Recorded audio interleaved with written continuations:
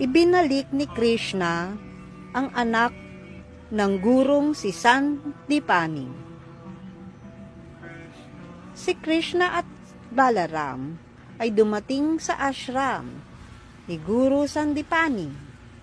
Nagbigay galang sa pamamagitan ng pagyukod at nagpakilala sa kanya. Sabay pagsusumamo na sana ay tanggapin sila bilang mga disipulo. Alam ni Sandipani kung sino talaga sila at buong puso niya silang tinanggap bilang mga estudyante. Si Krishna at Balaram ay naglingkod sa kanilang guro ng may lubos na paggalang at debosyon. Si Guru Sandipani ang pinakamahusay na acharya at itinuro niya kay Krishna at Balaram ang 4 na Vedas at ang 6 na mga karagdagang sangay nito. Ang Upanishads, ang agham ng archery, at kung paano ito gamitin sa pamamagitan ng mga mantra, Dharma Sastras, Nyaya, Rajaniti, at iba pang mga sangay ng kaalaman. Sa loob lamang ng 64 na araw, natutunan nila ang lahat ng 64 na sining. Matapos ang kanilang pag-aaral sa Gurukula, bago sila umalis, tinanong sila ng kanilang guro kung ano ang maaari nilang ihandog bilang guru dakshina.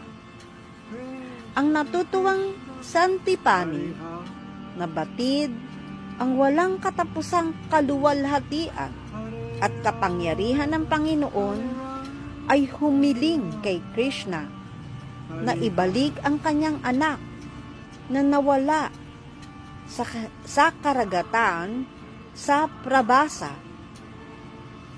etc. Nangako si Krishna na ibabalik ang bata at sila ng kanyang kapatid na si Balaram ay nagtungo sa Prabhasa. Agad na nagpakilala ang pinunong Diyos ng karagatan at tinanong kung paano siya makapaglilingkod sa Panginoon. Hiningi ni Krishna ang anak ni Sandipani na nilamon ng mga alon. Sinabi ni Samudra kay Krishna na hindi siya ang kumuha ng bata, kundi isang rakshasya na nagngangalang Panchajana na naninirahan sa karagatan sa anyo ng isang kabibi.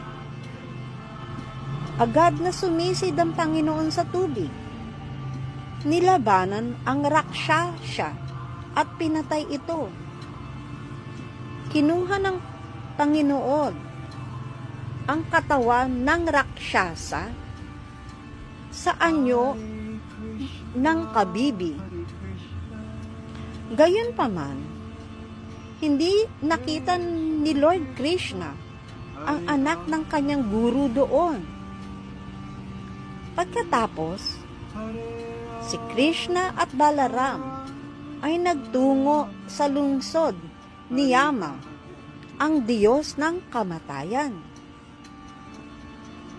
Ipinahayag ni Krishna ang kanyang pagdating sa pamamagitan ng pagtunog ng kanyang conch shell.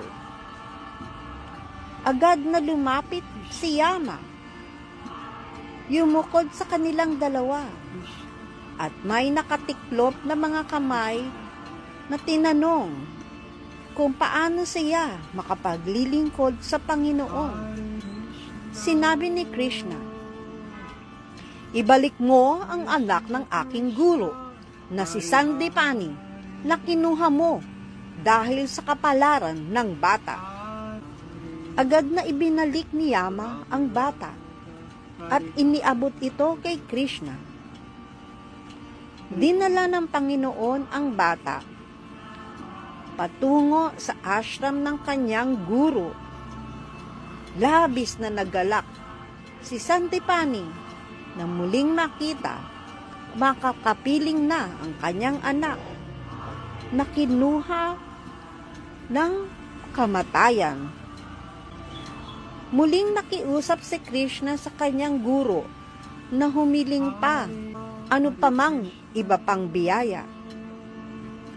Ngunit sinabi ni Guru Sandipani na sapat na ang lahat. O aking anak, paano pa magkakaroon ng anumang pangangailangan ang isang guro na may disipulong tulad mo? Tunay na nabayaran nyo na ang utang sa inyong guro. Bumalik na kayo sa inyong tahanan.